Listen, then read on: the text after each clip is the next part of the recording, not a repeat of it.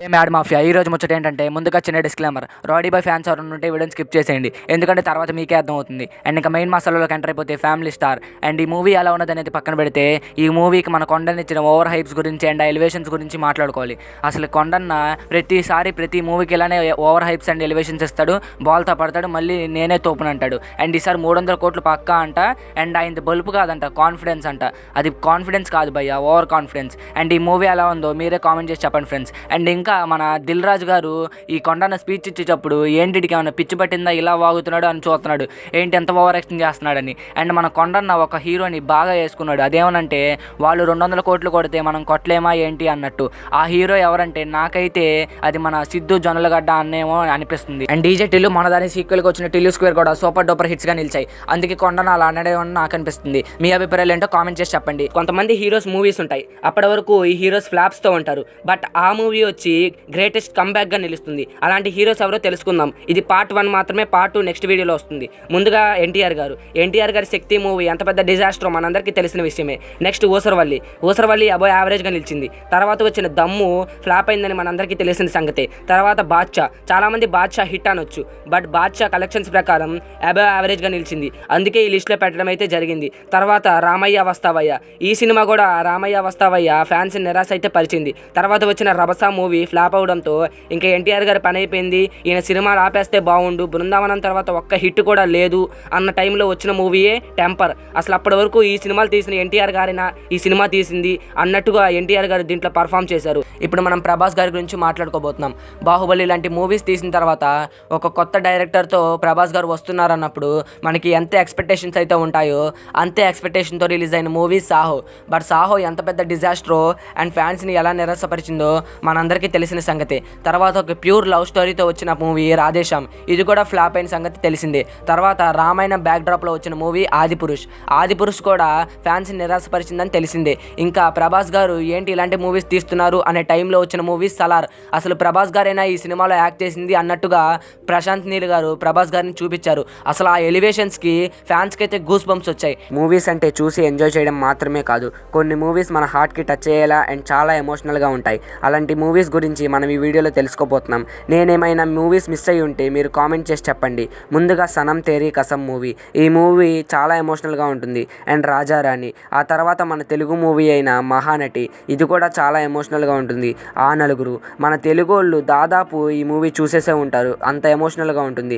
And మొన్న మధ్య వచ్చిన జోయ్ మూవీ, ఈ మూవీ కూడా చాలా ఎమోషనల్గా ఉంటుంది. అండ్ జెర్సీ లేకుండా ఈ లిస్ట్ ఉంటుందా చెప్పండి. ఈ మూవీ చాలా ఎమోషనల్గా ఉంటుంది.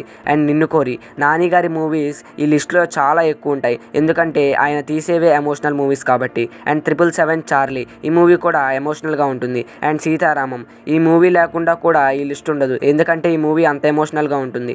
అండ్ హాయ్ నాన్న, మొన్న మధ్య వచ్చిన most under rated movie hi నాన్న, చాలా అంటే చాలా ఎమోషనల్గా ఉంటుంది. అయోధ్య రామ మందిరం, ఉత్తరప్రదేశ్లోని అయోధ్య డిస్టిక్లో ఈ రామ మందిరం అయితే కట్టడం జరిగింది.